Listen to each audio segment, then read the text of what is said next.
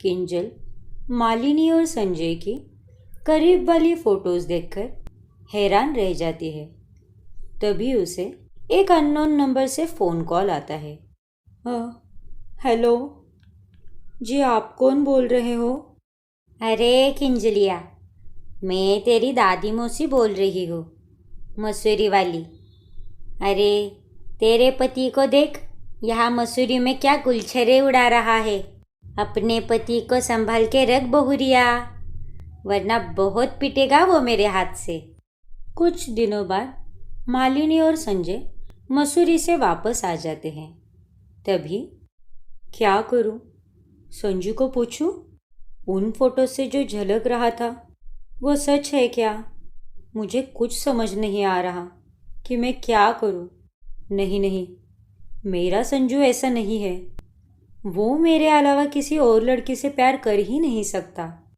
मैं ना अपने दिमाग में खामखा पता नहीं कौन से ख्याली पुलाव पका रही हूँ। संजय का चेहरा देखकर किंजल अपने मन में जो शक का बीज पौधे का रूप ले रहा था वो उसे काट देती है और अपने आप को दिलासा देती है कि उसका पति ऐसा नहीं कर सकता। लेकिन मालिनी वो अपनी हरकतों से बाज ही नहीं आ रही थी। एक रात जब संजय और उसका परिवार गहरी नींद में सो रहे थे, तभी अचानक से उनके घर की घंटी बजती है। हे भगवान, रात के 2 बजे कौन हो सकता है? घबराओ मत किंजू, मैं देखता हूँ। संजय जब दरवाजा खोलता है तभी वहाँ मालिनी होती है और उसके सिर से खून बह रहा था। मालिनी मैम, ये आपको क्या हो गया? संजय संजय, वो मैं तुम्हारे घर के रास्ते से गुजर रही थी कि तभी अचानक से मेरी कार एक पेड़ से टकराई और मेरा सर फूट गया। मैं ठीक हूँ अब। और बोलते बोलते मालिनी बेहोश होकर सीधे संजय की बाहों में गिर जाती है। मालिनी मैम, संजय अपने एक फैमिली डॉक्टर को फ़ोन लगा के घर बुलाता है और मालिनी की मरहम पट्टी की जाती है और उसे कुछ दवाइयाँ भी दी जाती है। घबराने की कोई बात नहीं है, मालिनी जी बिल्कुल ठीक है। बस सर पर चोट आई है, जो एक माइनर सी चोट है। Not to worry about it. Malini भी अब होश में आ गई थी। मालिनी मैम, अभी आप यहीं पर रुकिए, कहीं मत जाइए। मैं आपके घर पर इन्फॉर्म कर देता हूँ, आप चिंता मत कीजिए। मेरे घर पर इन्फॉर्म करने के लिए कोई नहीं है संजय। मैं एक अनाथ हूँ और अकेली ही रहती हूँ।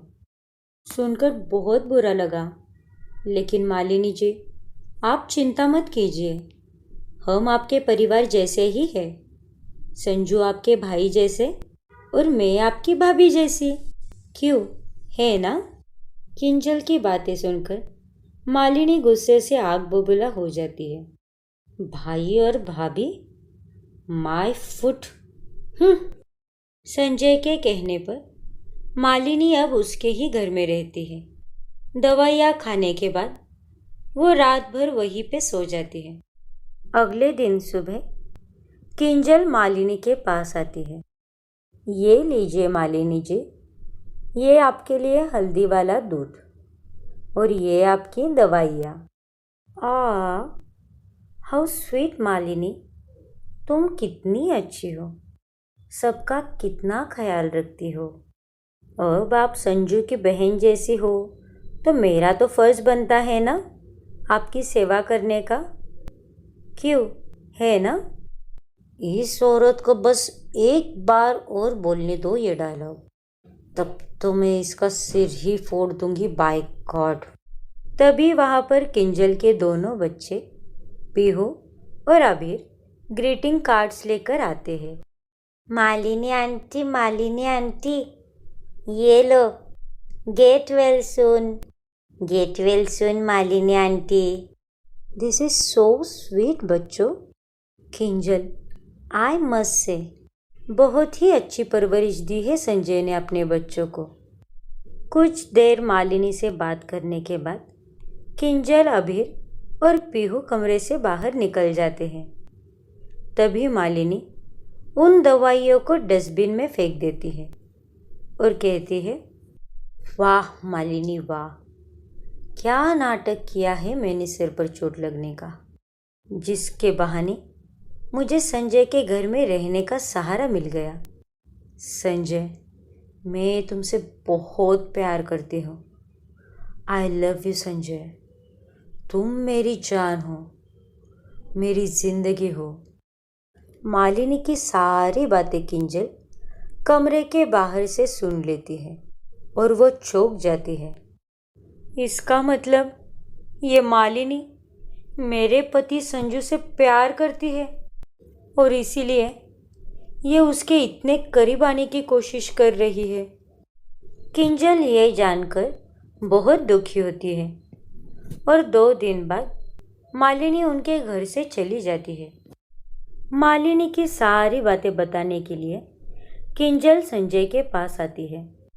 संजू, मुझे तुमसे कुछ ज़रूरी बात करनी है। हाँ बोलो किंजू, जल्दी बोलो। मुझे ऑफिस जाने के लिए देर हो रही है। ऊपर से आज जल्दी आकर पैकिंग भी करनी है। अगले हफ्ते हम गांव जा रहे हैं, माँ पापा के पास। वो सब तो ठीक है, लेकिन मैं तुमसे ये कह रही थी कि तुम ये काम छोड़ दो। तभी अचानक से संजय को एक इम्पोर्टेंट कॉल आ जाता है और वो चला जाता है। शाम में किंजल को एक हॉस्पिटल से फ़ोन कॉल आता है और वो देखती है कि संजय का बहुत बुरी तरह एक्सीडेंट हो चुका है। उसे स्ट्रेचर्स पर रखा होता है। संजू, ये क्या हो गया तुम्हें? इनका जल्द से जल्द ऑपरेशन करना होगा मैम। आप 1 घंटे के अंदर 2 लाख रुपए का इंतज़ाम कीजिए, वरना इनकी जान को खतरा हो सकता है। 2 लाख? डॉक्टर की बातें सुनकर किंजल अब बहुत परेशान हो जाती है। उसके पास ज़रा से भी पैसे नहीं थे। वो बहुत से लोगों के पास जाकर पैसों की मदद मांगती है, लेकिन कोई भी उसकी मदद नहीं करता। अब मैं क्या करूं?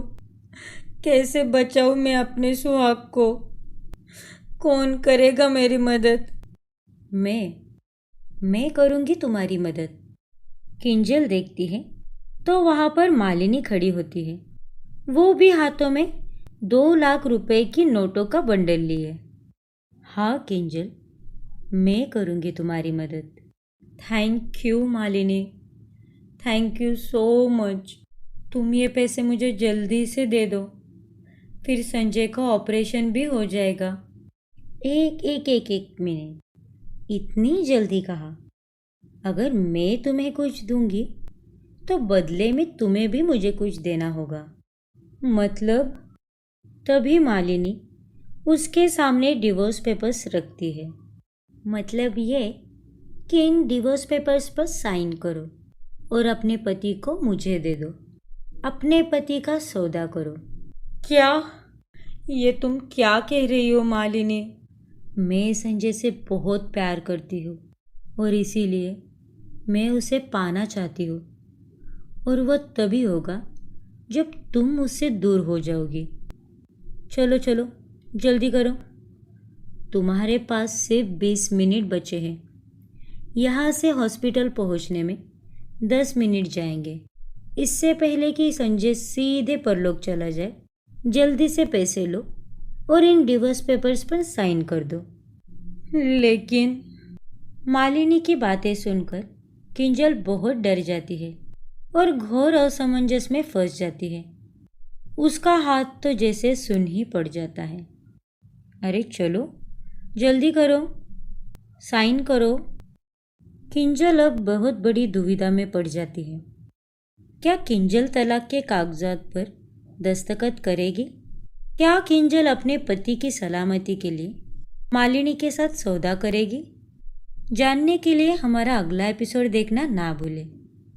और अगर आपने हमारा चैनल अभी तक सब्सक्राइब नहीं किया है तो अभी सब्सक्राइब कीजिए और बेल आइकॉन दबाना ना भूलें।